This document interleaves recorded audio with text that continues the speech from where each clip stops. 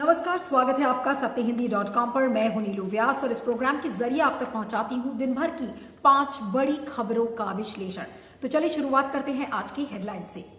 लुधियाना में अदालत परिसर में धमाका, 2 लोगों की मौत, एनआईए करेगी जांच। राम मंदिर जमीन घोटाले पर कांग्रेस हमलावर, कहा हो रही लूट। हरिद्वार धर्म संसद में जमकर उगला गया जहर, अभी तक कोई कार्रवाई नहीं।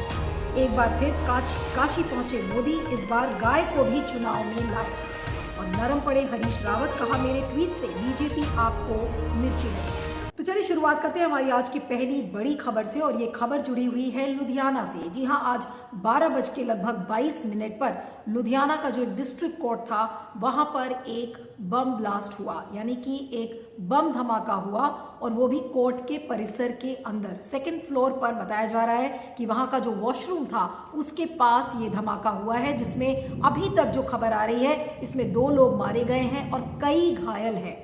और आपको बता दें कि जैसा मैंने आपको बताया कि ये दोपहर का समय था और घायल लोग ज़्यादा हुए हैं, मारे गए कम हैं। लेकिन जो 2 लोगों की मौत हुई है उनमें से जो एक व्यक्ति है, तो ऐसा लुधियाना के जो पुलिस कमिश्नर है गुरप्रीत भुल्लर, उनका ये कहना है कि इसकी भी आशंका जताई सकती है कि ये एक ह्यूमन बॉम्ब यानी कि मानव बम हो सकता है। लेकिन इसको लेकर अभी कोई पुख्ता सबूत नहीं मिले हैं। इसको लेकर अभी जांच पड़ताल चल रही है और जो बॉम्ब डिस्पोजल स्क्वाड की जो बॉम्ब डिस्पोजल स्क्वाड की जो टीम है वो आएगी, वो उनको सब जांच पड़ताल करेगी और वो लिंक देखेगी कि क्या ये एक कोई आत्मघाती दस्ता था, क्या ये आतंकवादी गतिविधियों के तहत ये किया गया। इन सारी चीज़ों पर जांच पड़ताल करेगी और इस पूरी जांच का अब जो जिम्मा है वो नेशनल इन्वेस्टिगेटिंग एजेंसी यानी कि एनआईए को सौंप दिया गया है।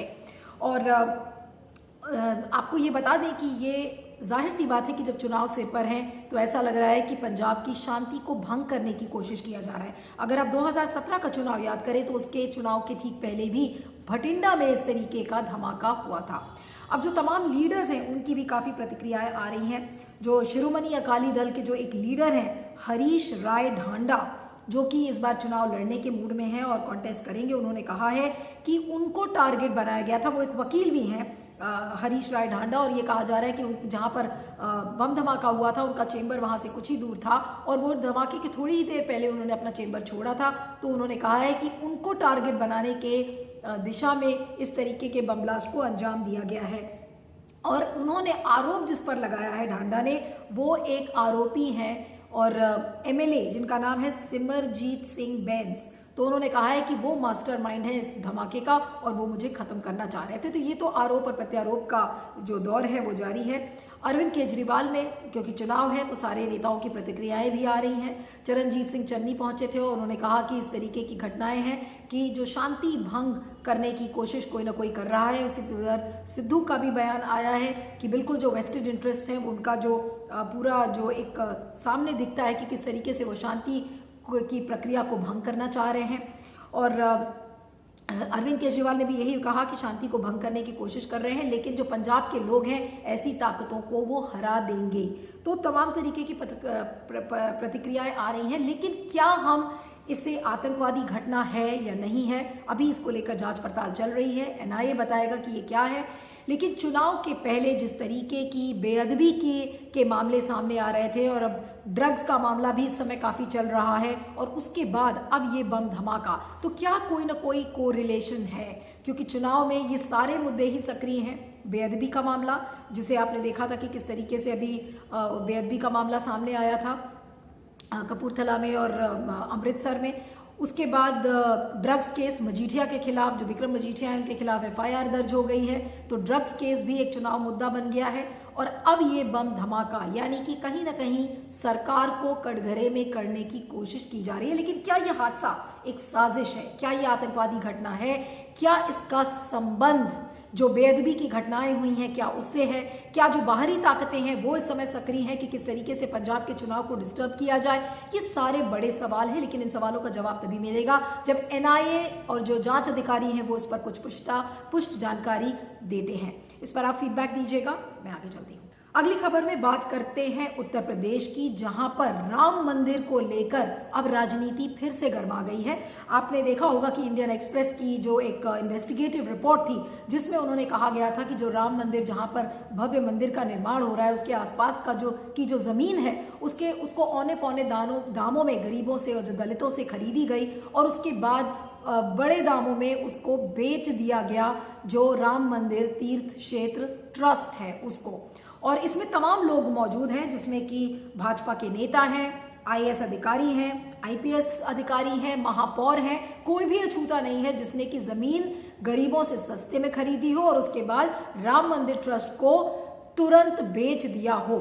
और आज इसको लेकर प्रियंका गांधी वाड्रा ने एक प्रेस कॉन्फ्रेंस भी की और जमकर बीजेपी पर निशाना साधा।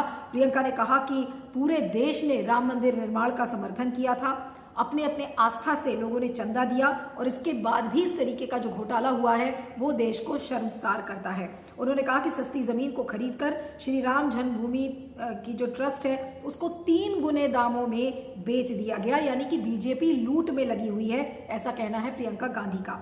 फिर उन्होंने एक और हमला किया। उन्होंने कहा कि राम नैतिकता का प्रतीक है, उनके नाम पर भ्रष्टाचार हो रहा है और दलितों की जमीन सस्ते में खरीदी और ट्रस्ट को बेच दी गई। चंदे के पैसे के साथ घोटाला किया जा रहा है, ऐसा प्रियंका गांधी ने कहा। आस्था का सम्मान नहीं है। इसके अलावा आप इसे क्या कहेंगे? इस पूरी खबर को अगर आप ध्यान से देखें तो ऐसा लग रहा है कि बीजेपी ने सबके विश्वास को बेचने की कोशिश किया है। जो राम के में जो विश्वास लोगों का था, उस विश्वास को बेच दिया गया है सिर्फ मुनाफे के लिए। क्या कहेंगे ऐसी पार्टी के लिए, क्या कहेंगे ऐसी सरकार के लिए? और जैसा प्रियंका गांधी वाड्रा ने कहा कि दोनों प्रधानमंत्री नरेंद्र मोदी और योगी आदित्यनाथ ऐसे लोगों को बचाने में लगे हुए हैं। प्रियंका गांधी ने यह कहा कि 5 मिनट में 1300% की चपत लगाई गई। तो आखिर अब आपको ये बता दें कि इस पूरे मामले में जांच 5 दिन के अंदर ही अंदर जांच बैठा दी गई है। लेकिन ये जो राम मंदिर का मुद्दा है, यानी कि राम मंदिर के नाम पर जिस तरीके से लूट मची हुई है, अधिकारियों ने लूटा, बीजेपी नेताओं ने लूटा, ये एक बड़ा मुद्दा उत्तर प्रदेश के चुनाव में बनेगा।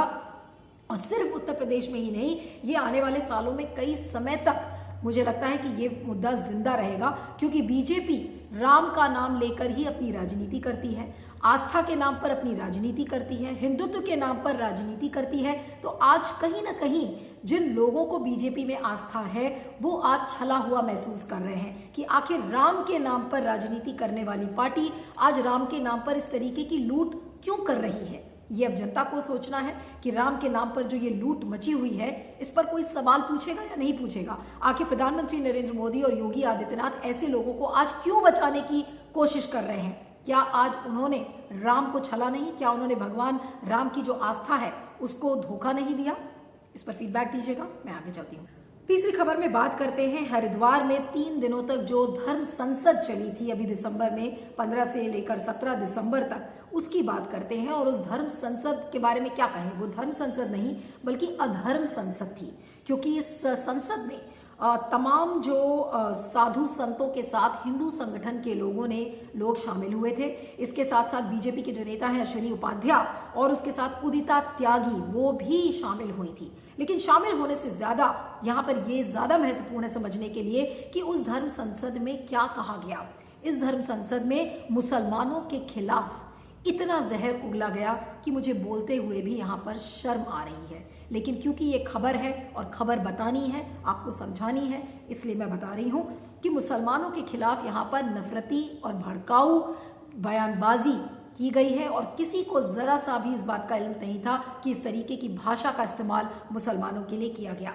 अब आपको बता दें कि जो हिंदू रक्षा सेना के जो अध्यक्ष है स्वामी प्रबोधानंद गिरी जी, उन्होंने क्या कहा उस धर्म संसद में? उन्होंने कहा कि देखिए, म्यांमार में हिंदुओं को मारा जा रहा है, दिल्ली बॉर्डर पर हिंदू मर रहे हैं, तो या आप मरने के लिए या तो तैयार हो जाइए और या तो फिर आप मारने के लिए तैयार हो जाइए, या मरने के लिए तैयार रहो या फिर मारने के लिए। और साथ में उन्होंने ये भी कहा कि हथियार के साथ सफाई अभियान शुरू करने की जरूरत है, यानी कि मुसलमानों का सफाया करने की जरूरत है। तो आप सोच लीजिए कि किस तरीके का नफरती जो बयान है इस तरीके के लोगों ने दिया है।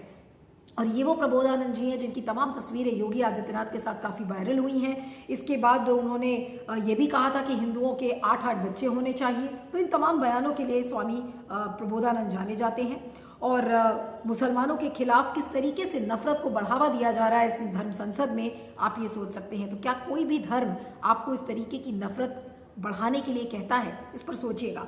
लेकिन इसके अलावा आपको ये भी बता दें कि एक और वहां पर नेता थी और उन्होंने भी इस तरीके की बातें कही कि मुसलमान जो है, साध्वी अन्नपूर्णा की मैं बात कर रही हूं, उन्होंने कहा कि अगर मुसलमानों की जनसंख्या को खत्म करना है तो उनकी हत्या करो। कोई कार्रवाई लेकिन अभी तक नहीं हुई है। इन सब के वीडियोस तमाम सोशल मीडिया पर वायरल हुए हैं, लेकिन कोई भी कार्रवाई अभी तक नहीं की गई है। और ये पहली बार तो ऐसा है नहीं कि मुसलमानों के खिलाफ जहर उगलने की कोशिश की जा रही है। त्रिपुरा में आपने देखा था किस तरीके से मस्जिदों को जलाया गया, जंतर मंतर पर खूनी नारेबाजी की गई, गुरुग्राम में नमाज पढ़ने के लिए इजाजत नहीं दी जा रही है। तो ये जो एक सिलसिलेवार तरीके से जो मुसलमानों पर हमला हो रहा है, वर्बल हमला, और एक रणनीति के तहत हो रहा है कि जिस तरीके से मुसलमानों को बिल्कुल इररेलेवेंट कर दिया जाए इस देश में, और तभी शायद हिंदू राष्ट्र बनाने की कोशिश में लगे हुए हैं ये लोग। लेकिन आज सवाल ये उठता है कि अगर कोई मुसलमान कॉमेडियन होता है, उसके खिलाफ तुरंत कोई ना कोई एक्शन ले लिया जाएगा, उसको जेल भेज दिया जाएगा। लेकिन आज इन लोगों के खिलाफ लोगों ने चुप्पी क्यों साध रखी है? आज प्रधानमंत्री नरेंद्र मोदी जो कि सोशल मीडिया पर इतने एक्टिव हैं, क्या आज उनको ये बयान नहीं दिख रहे? क्या बीजेपी के नेताओं को ये बयान नहीं दिख रहे? लेकिन सब चुप है। क्यों? क्योंकि इसमें हिंदुत्व का मामला जुड़ा हुआ है, साधु संतों का मामला जुड़ा हुआ है, और जो बातें कही जा रही हैं वो हिंदू राष्ट्र के एजेंडे से मिलती जुलती हैं। तो बड़े शर्म की बात है कि सरकार और बीजेपी आज इस पर चुप है। और हम अपने देश को एक धर्मनिरपेक्ष देश कहते हैं कि हमारे देश में सारे धर्म, सर्वधर्म एक समान है। तो आज उस नारे का क्या हुआ? संविधान के उस पन्ने का क्या हुआ जहां पर हम धर्मनिरपेक्षता की बात करते हैं? तो क्या हम उसको हिंदू राष्ट्र बनाने की शुरुआत हमने कर दी है? फीडबैक दीजिएगा, मैं आगे चलती हूँ। अगली खबर में बात करते हैं प्रधानमंत्री नरेंद्र मोदी की, जो कि आज वाराणसी के दौरे पर थे। पूरा दिन आज वो वाराणसी में थे और आज उन्होंने 22 विकास परियोजनाओं का उद्घाटन और शिलान्यास किया। और आपको उसकी लागत बता दें तो लगभग 870 करोड़ रुपए की लागत की जो परियोजनाएं हैं उसका शिलान्यास मोदी जी ने किया है। और साथ में उन्होंने ये भी कहा कि आज चौधरी चरण सिंह की जयंती है और आज पूरा देश उसे किसान दिवस के रूप में मना रहा है। लेकिन भाषण के बीच में विकास की यात्रा बताते बताते प्रधानमंत्री नरेंद्र मोदी अपने गाय और गोबर की परियोजना पर चले गए। उन्होंने ये कह डाला कि गाय और गोबर धन की बात करना ऐसा लगता है कि इस देश में गुनाह हो गया है। गाय कुछ लोगों के लिए गुनाह हो सकती है, लेकिन हमारे लिए माता है, पूजनीय है। और गाय भैंस का मजाक उड़ाने वाले लोग ये भूल जाते हैं कि 8 करोड़ परिवारों की जीविका पशुधन से चलती है। अब ये प्रधानमंत्री नरेंद्र मोदी तो इसलिए कह रहे थे क्योंकि आज उन्होंने एक डेयरी का उद्घाटन किया और कहा कि तमाम जो मिल्क प्रोड्यूसर्स हैं उनसे उनकी आजीविका चलेगी और किस तरीके से डेयरी सेक्टर को बढ़ावा मिलेगा। और उसी बीच में उन्होंने तड़का लगा दिया अपने गाय और गोबर के नैरेटिव का। विकास की यात्रा करते करते सुई आकर प्रधानमंत्री नरेंद्र मोदी की गाय और गोबर पर अटक गई और ये कह बैठे कि गाय और गोबर की बात जो घृणा से करते हैं या जो लोग अदब से नहीं करते हैं तो ऐसा लगता है कि वो गुनाह कर रहे हैं। यानी कि जो गाय और गोबर से घृणा करते हैं वो गुनाह कर रहे हैं। और उन्होंने ये कहा है कि जो उन लोगों के लिए वो गुनाह हो सकता है गाय और गोबर, लेकिन हमारे लिए नहीं। तो ऐसा लगता है कि अभी उत्तर प्रदेश के चुनाव में ये विकास का रथ तो चलेगा, लेकिन विकास के रथ के साथ साथ गाय, गोबर, हिंदू, मुसलमान, ये नैरेटिव भी साथ में ही चलेगा। तो अगर आप ये सोच रहे हैं कि हम केवल विकास के नाम पर आज उत्तर प्रदेश का चुनाव बीजेपी जीतेगी, तो ऐसा नहीं है। विकास के नाम पर तो चलेगी ही, लेकिन साथ में हिंदुत्व, ध्रुवीकरण, गाय, गोबर, इन सब का छौकन भी बीजेपी लगाती रहेगी और यही बीजेपी की रणनीति है। अगर लोगों को अभी भी विश्वास नहीं हो रहा है तो प्रधानमंत्री नरेंद्र मोदी का जो आज संबोधन है वो एक उसका जीता जागता एग्जाम्पल है। फीडबैक दीजिएगा, मैं आगे चलती हूँ। आखिरी खबर में बात करते हैं उत्तराखंड के पूर्व मुख्यमंत्री वरिष्ठ कांग्रेस नेता हरीश रावत की। कल हरीश रावत ने हलचल मचा दी थी अपने एक ट्वीट से। उन्होंने कहा कि अब विश्राम करने का समय आ गया है और जो चुनाव का समुद्र है उसमें तैरने के लिए मेरे हाथ पैर बंधे हुए हैं क्योंकि बहुत सारे मगरमच्छ हैं जो आपको निगलने के लिए बैठे हुए हैं। उसके बाद क्या हुआ, हरीश रावत को दिल्ली तलब किया गया और दिल्ली तलब करने के बाद अब हरीश रावत के जो तेवर है वो नरम होते हुए दिख रहे हैं। और उन्होंने एक ट्वीट किया कि मेरा जो ट्वीट था कल का वो एक रोजमर्रा ट्वीट था, लेकिन आज अखबार पढ़ने के बाद लगा कि वो कुछ खास है। और साथ में उन्होंने ये कहा कि बीजेपी और आपको मिर्ची लगी है, नमक मिर्च लगाए हुए बयान दे रहे हैं। तो साफ है कि उनके नरम जो है वो उनके जो रुख है वो काफ़ी नरम हो गया है हरीश रावत का। तो आखिर हरीश रावत ने ऐसा ट्वीट क्यों किया? वो आला कमान से नाराज चल रहे थे। उनकी मंशा ये थी कि उनको चीफ मिनिस्टरियल कैंडिडेट के रूप में पार्टी प्रोजेक्ट करे, टिकट की का जो बंटवारा है उसमें उनको हिस्सेदारी मिले। तो आज ऐसा लगता है कि आला कमान से ये सारी बातचीत हो गई है, इसलिए वो नरम पड़ गए हैं। लेकिन हरीश रावत की जो ये स्ट्रैटेजी थी कि किस तरीके से उन्होंने ट्वीट किया, तो ट्वीट करने का मकसद ये था कि कांग्रेस पार्टी में अपने आप को रेलेवेंट रखना, कि अगर आप चुप रहेंगे तो कांग्रेस सोचेगी कि आप कुछ काम नहीं कर रहे हैं। तो आला कमान को अपनी इंपॉर्टेंस जताने के लिए हरीश रावत ने ये ट्वीट किया। ट्वीट करने के बाद उसको बिल्कुल हल्का बना दिया, उनके रुख नरम पड़ गए। आला कमान से उनकी मीटिंग हुई, तो यानी कि एक दिन का उन्होंने भूचाल क्रिएट करने की कोशिश की, लेकिन अब वो वापस अपने उसी ढर्रे में आ गए हैं। लेकिन देखना यह होगा कि उत्तराखंड में कांग्रेस किस तरीके से आगे बढ़ती है, क्योंकि कांग्रेस और बीजेपी दोनों का एक कांटे की टक्कर है। और पुष्कर सिंह धामी की सरकार भी क्लेम कर रही है और तमाम दावे कर रही है कि देखिए हमने ये विकास कर दिया, हमने वो विकास कर दिया। लेकिन चुनावी जो पैटर्न है वो यही है कि 5 साल बीजेपी की सरकार तो 5 साल कांग्रेस की सरकार। इस तरीके का एक हिस्टोरिकल पैटर्न उत्तराखंड के चुनाव में दिखता है। लेकिन क्या हरीश रावत इंडिस्पेंसिबल है कांग्रेस के लिए, या फिर कांग्रेस हरीश रावत का कोई विकल्प लेकर आएगी? क्या कांग्रेस के पास हरीश रावत के अलावा भी ऑप्शंस हैं? ये सारे बड़े सवाल हैं। लेकिन अब देखना ये होगा कि उत्तराखंड का चुनाव आगे कांग्रेस कैसे बढ़ाती है। तो सुनिए सच की 5 बड़ी खबरों में इतना ही। आप मुझे ट्विटर पर फॉलो कर सकते हैं, मेरा ट्विटर हैंडल है @neelu317। आप देखते रहिएगा सुनिए सच और बने रहिएगा सत्य हिंदी पर। Thank you so much. सत्य हिंदी का ऐप डाउनलोड करें गूगल प्ले स्टोर पर।